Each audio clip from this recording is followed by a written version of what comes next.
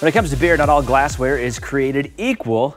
Now, hanging out here with me today in the Price Chopper Kitchen is Jake Barnett from Harry's Country Club for a show and tell on why that glass that you drink out of is not just for looks. Now, we have a whole bunch of beer here, and which one am I supposed to put my Natty Light in? Really, any of these will be perfect for that. Okay, great. But actually, we do have a bunch of especially kind of beers here. So kind of walk us through what these are and why we need to use these unique glasses. Yeah, so a few that you'd probably have at home in your wine cabinet. We have a Bordeaux wine glass for cabs. So that's just a simple wine glass here, but we can also drink beer out of it. Yeah, it works perfect for high alcohol beers, imperial stouts, stuff like that. Lets you get the nose of it. What's a high alcohol beer? Is that like this one's going to be 13%. 13%? Yeah, so that's an imperial stout. Sometimes they're barrel aged in bourbon barrels, or they're aged on, for instance, this one's aged on coffee, chili peppers. What's the normal percentage for like a Bud Light or a Coors Light or something like that? Usually 4.5 so for a light beer. And then over twice as much. Yeah, so it's going up only a little have one of these. Yeah, that's recommended. And what do we have next here? This is a London Porter, Fuller's. It's a classic English porter.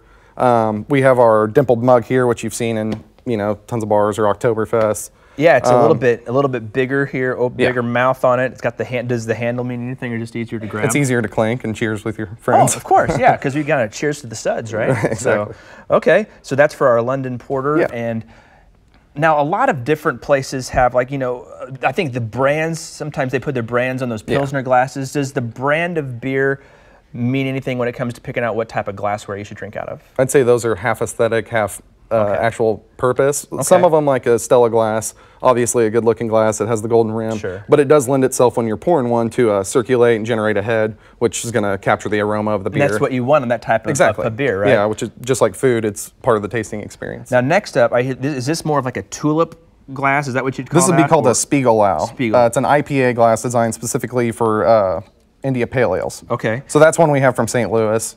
It has these little ridges at the bottom, which they call nucleation points. The idea, similar to what we talked about with the Stella, is to generate more head each time you take a pull on the beer. So even when you're towards the end of the beer, it's still generating that aroma and releasing the volatiles of the beer. Which so the bubbles essentially is what kind of releases that odor and kind of gives you that, I don't know, what do you call that when you drink a beer, but you're still kind of smelling. Yeah, you get the aroma. So they call those the volatiles that are released. Those have those can be a lot of different things.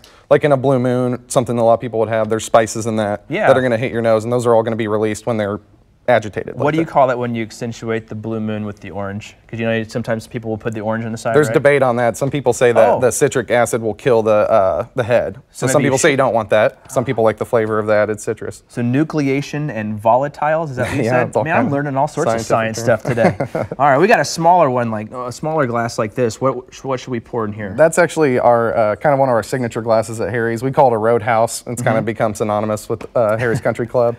But one I think lends itself to it is the Reisdorf Kolsch. It's a traditional German Kolsch. Yeah. And those will usually go in a German glass. It's a little bit taller than that, called a Stange, but it's going to be straight-sided just like that. That one holds about 5 to 6 ounces, I think. Stange might hold 6.5, maybe 7. Okay, and then finally here on the end, this almost looks just like a champagne flute. Yeah, that's all it is, which will, like I said, a lot of people have that at home. And we have an Argus cider can for that. That's a dry cider from Texas. Okay. Some would call it like a European-style dry cider. It's going to drink a lot more like a champagne. So when you pour it into one of those, it's going to accentuate the effervescence and keep that a lot longer than if you poured it into something wide mouth like just your classic bar pint. So does it even look like a champagne too? Yeah, it does. It drinks really dry, and yeah, it's great for any food. Well, then one glass I don't see that we have, or maybe it's like this, because I recognize this from doing the Boulevard tours, and they'll give you those Smokestack series beers, and they serve it in a glass like this. What do you call this one? So that would be a snifter, but it's really similar to a tulip, which you'll see that shape, which anyone who's ordered a Tank 7 is familiar with that around town. You see them a ton around here. Yeah. So yeah, that's very similar to that. Okay, well, hey, when we have our beer for our Chiefs game this weekend, we'll have the correct glassware to drink out of there. Exactly. So, hey, good tips. Thank you so very much for being here. We sure do appreciate it.